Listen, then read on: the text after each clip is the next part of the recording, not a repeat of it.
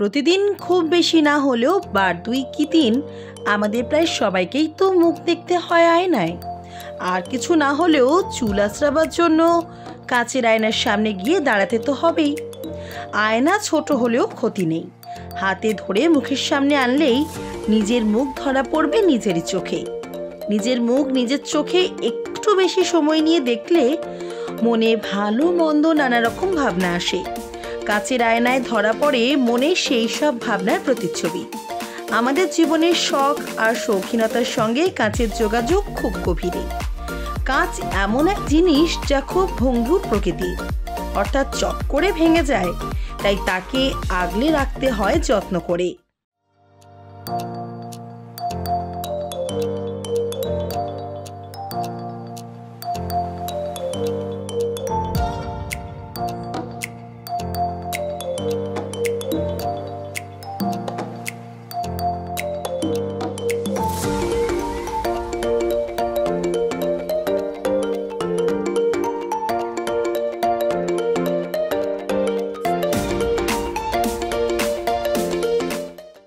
আমরা অনেক সময় বলি কাঁচের মতো স্বচ্ছ। কথাটা একেবারে আক্ষরিক অর্থেই সত্যি। স্বচ্ছ বলেই তো কাঁচের কত কদর। আজকের ব্যাপার তো নয়, সেই কবে থেকে কাঁচের সঙ্গে মানুষের পরিচয়। পুরাতাত্ত্বিক খনন কাজ আর গবেষণা করে এখনো পর্যন্ত যা জানা গেছে, তাতে এটা স্পষ্ট যে মানুষের সঙ্গে কাঁচের সম্পর্কটা কয়েক হাজার বছরের পুরনো। আজ থেকে প্রায় 4500 বছর আগে মানুষের হাতে তৈরি কাঁচের ছোট ছোট টুকরোর সন্ধান মিলেছে। গবেষকদের মতে পাথরের যুগ থেকে মানুষের সভ্যতা যখন ধাতুর যুগে প্রবেশ করলো, সেই সময়ই কাঁচের আবিষ্কার হয়েছিল। সেই মানুষেরা যখন এক ধাতুর সঙ্গে আরও এক ধাতু মিশিয়ে নানা রকম পরীক্ষা নিরীক্ষা শুরু করেছিল, তখনই কাঁচ দেখা দিয়েছিল তার স্বচ্ছ চেহারা নিয়ে।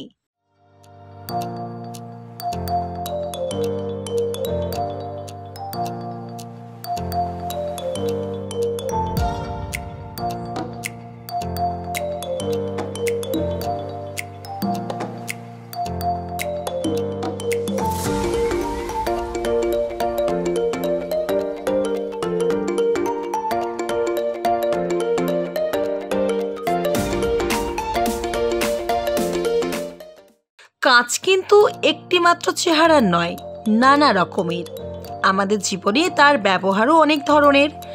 সাদা কাচের পাশাপাশি আছে রঙিন কাঁচ, আছে নকশা কাটা কাঁচ, আবার আছে ঘষা কাঁচ, যা শুধু একদিক দিয়েই দেখা যায়। হালকা ফিনফিনে কাঁচ যেমন তৈরি হয়, তেমনি পুরু ঘনত্বের কাঁচও তৈরি হয় নির্দিষ্ট কাজের জন্য। আছে ফাইবার গ্লাস নামে বিশেষ এক ধরনের কাঁচ। কিভাবে তৈরি হয় এই কাঁচ? আমরা যাকে বালি বা বালুকণা বলে চিনি, সেই সিলিকন ডাইঅক্সাইডের সঙ্গে চুনা পাথর অর্থাৎ ক্যালসিয়াম কার্বনেট আর সোডিয়াম কার্বনেটের রাসায়নিক মিশ্রণ ঘটানো হয় অতি উচ্চ তাপমাত্রায়। এরপর সেই গলন্ত মিশ্রণকে ধীরে ধীরে ঠান্ডা করলেই পাওয়া যায় কাঁচ। তবে প্রকৃতি নিজেও এক ধরনের কাঁচ তৈরি করে আসছে অনেক দিন ধরে।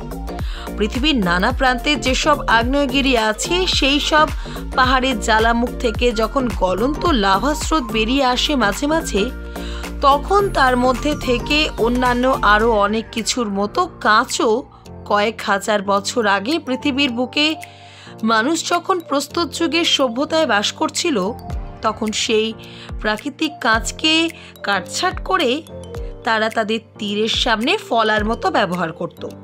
শুধু তাই নয়, সেই সময় তারা কাঁচের বড় মাপের টুকরোকে ছুরির মতো ব্যবহার করত অন্য জিনিস কাটাকুটি করার কাজে।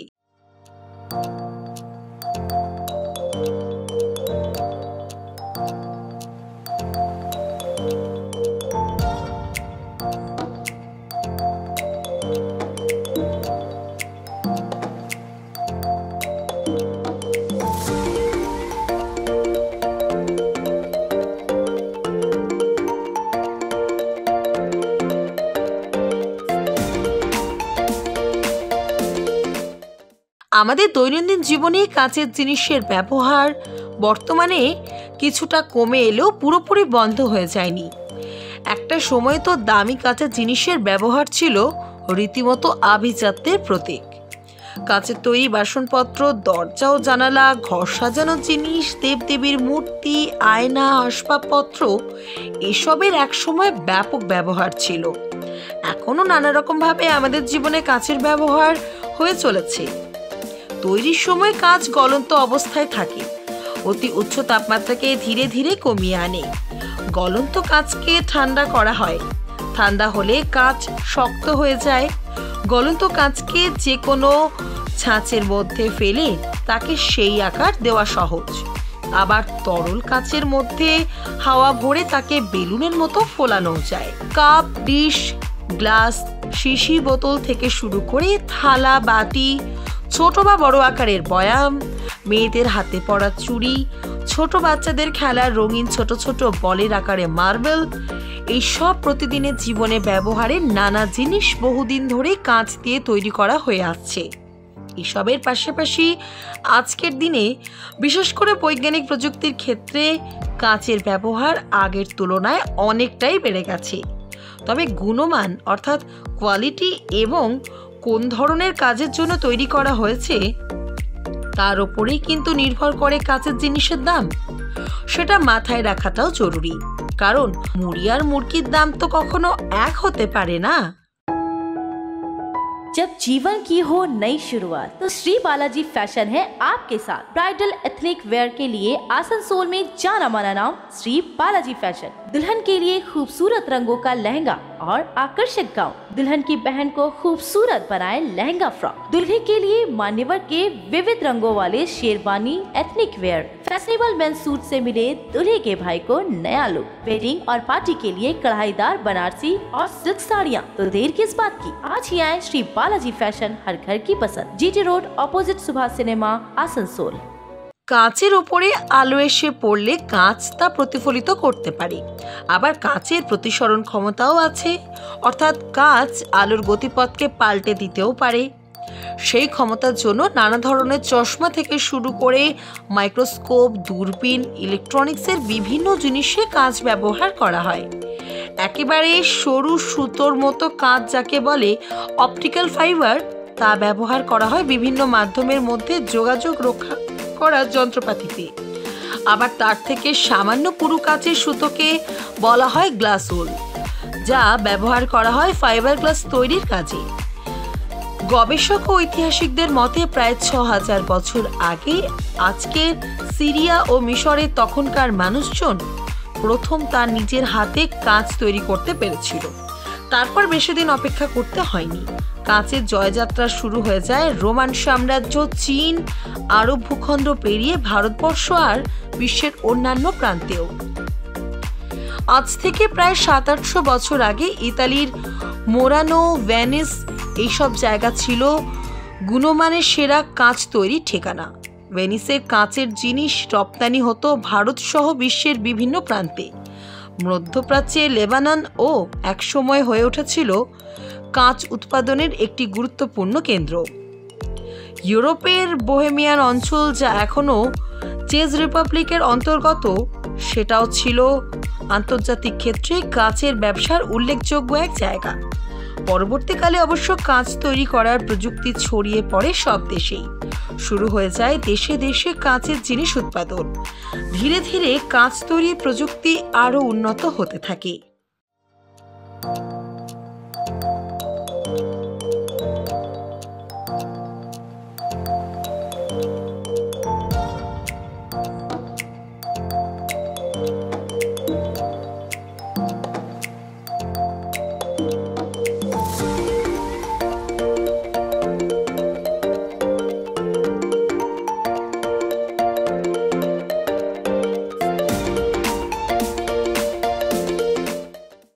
কাঁচ দিয়ে শুধু যে থালা, বাটি, ঘটি তৈরি হয় তা কিন্তু নয়। কাঁচের তৈরি বিস্ময়কর নানা জিনিস ছড়িয়ে আছে পৃথিবীর নানা প্রান্তে। তেমনি একটি হলো আমেরিকার ওয়াশিংটন শহরের টাকোমায় অবস্থিত গ্লাস মিউজিয়াম। ৭৫,০০০ বর্গফুটের এই সংগ্রহশালায় রয়েছে বিভিন্ন সময়ে বিশ্বের নানা প্রান্তে তৈরি হওয়া কাঁচের নানান আশ্চর্য জিনিস। রয়েছে কাঁচের তৈরি বিভিন্ন শিল্প সামগ্রীও। এই সংগ্রহশালাটি সবার জন্য খুলে দেওয়া হয় 2002 সালে। বিশেষ ধরনের স্থাপত্যের জন্য এই গ্লাস মিউজিয়াম দেশ বিদেশের পর্যটকদের নজর কেড়ে নিচ্ছে এর প্রতিষ্ঠার পর থেকেই। ইতালির মোরেনায় রয়েছে কাঁচের আবিষ্কার, এর ইতিহাস এবং কাঁচে তৈরি নানা জিনিস নিয়ে আরও একটি বিখ্যাত মিউজিয়াম। এটি অবশ্য অনেক পুরনো সংগ্রহশালা। ইতালিতে বেড়াতে এলে মোরেনার এই গ্লাস মিউজিয়াম দেখতে ভোলেন না বহু পর্যটকই। আবার চীনের হুনান প্রদেশের ঝাংজিয়াংজি নামের জায়গা রয়েছে 430 মিটার লম্বা এবং 6 মিটার চওড়া একটি কাঁচের তৈরি পায়ে হেঁটে চলার সেতু, যেটি মাটি থেকে প্রায় 300 মিটার উচ্চতায় ঝুলন্ত অবস্থায় রয়েছে। এর কাঠামোটি অন্য ধাতু তৈরি হলেও বাদবাকি সব অংশই কাঁচ দিয়ে বানানো। দুপাশে পাহাড় এবং জঙ্গলের মধ্যে মাটি থেকে বেশ খানিকটা উচ্চতায় পায়ের নিচে সমস্ত দৃশ্য দেখতে দেখতে কাঁচের সেতুর উপর দিয়ে পায়ে হেঁটে চলাটা পর্যটকদের কাছে রোমাঞ্চকর ব্যাপারই বটে। जब जीवन की हो नई शुरुआत तो श्री बालाजी फैशन है आपके साथ। ब्राइडल एथनिक वेयर के लिए आसनसोल में जाना माना नाम श्री बालाजी फैशन। दुल्हन के लिए खूबसूरत रंगों का लहंगा और आकर्षक गाउन, दुल्हन की बहन को खूबसूरत बनाए लहंगा फ्रॉक, दुल्हे के लिए मान्यवर के विविध रंगों वाले sherwani ethnic wear, fashionable men's suit से मिले दूल्हे के भाई को नया लुक, वेडिंग और पार्टी के लिए कढ़ाईदार बनारसी और सिल्क साड़ियाँ। तो देर किस बात की, आज ही आए श्री बालाजी फैशन, हर घर की पसंद, GT road opposite Subhash cinema, Asansol.